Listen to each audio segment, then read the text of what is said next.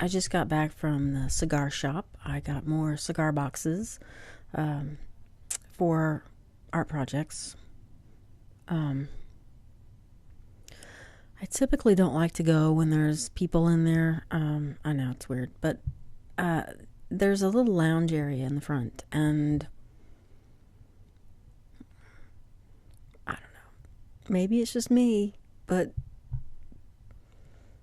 the guys that are sort of in there at, I don't know, 3 in the afternoon on a weekday, smoking cigars, watching television, they're kind of douchey. I try to go when I see there's nobody in there sort of hanging out. I just don't feel comfortable. I don't know, I go and then they have the front area is a lounge area, and then the back, a humidifier room. I don't know, what do you call it? A humidifier room, I guess. Where they keep all the cigars and the boxes. And I've gone there enough now that the guy that, I don't know if he owns it, he definitely runs it. He's always there. He started selling me the boxes for $1 each. When I first went in, it was $3 for the wooden boxes and $1 for the hard cardboard boxes. Which is nice, because if you buy 5 or 6 wooden boxes, I mean, that adds up. So it's kind of nice to get them for $1 now. So I bought 5 or 6. But they're just, the guys sitting in there, they're just kind of douchey. They were giving this other guy who was behind the counter checking me out a hard time for being a newbie. And he made a comment to what they were talking about. I wasn't even listening. I came in sort of the end of it. And they were just really ragging on, going, "Hey, newbie, when you're not a trainee anymore, we'll take your thoughts into consideration." Like, what a dick.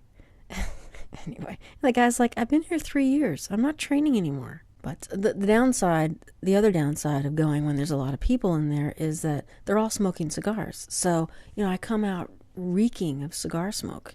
And I do like the smell of cigars. I just don't want to smell like a cigar. I made this video earlier and I had a lot of interruptions, so I thought I'd make it again. And then I thought, I'll talk about that.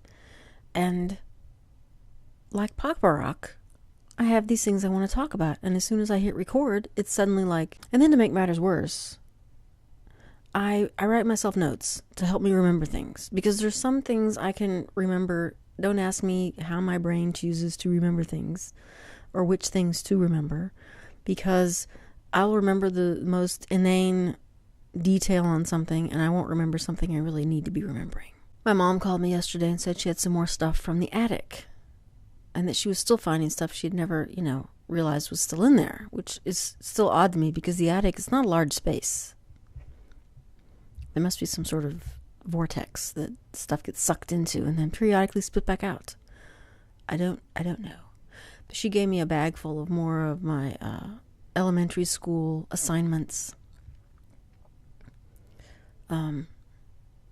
which are amusing, really. We're obviously, in these assignments, we're not writing from our imaginations. We were copying something.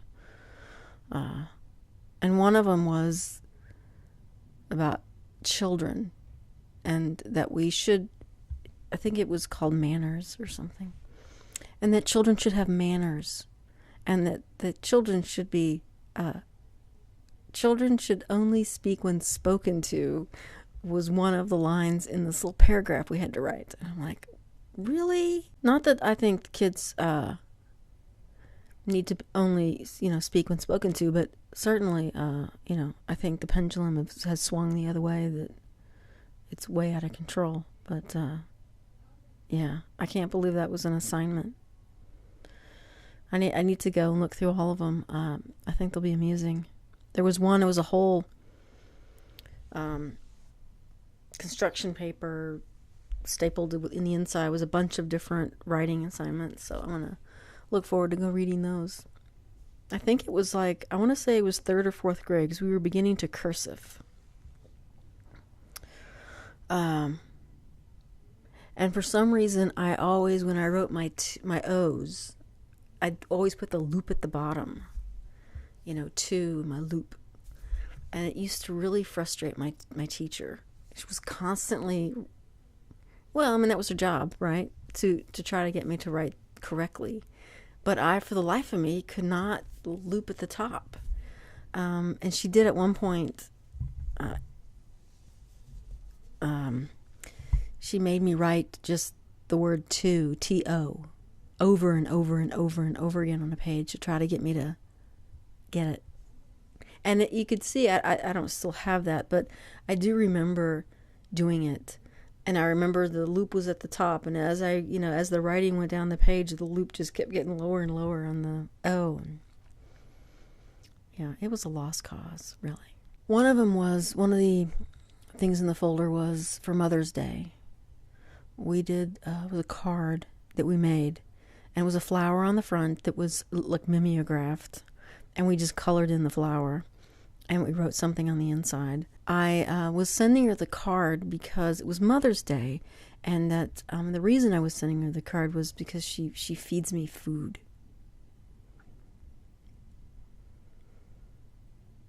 I think that speaks volumes, as really struggling to find reasons why I was giving my mom a card. She feeds me. Not that you read to me every night. Not, she didn't. Not that there was nurturing things going on. It's that you didn't let me starve to death.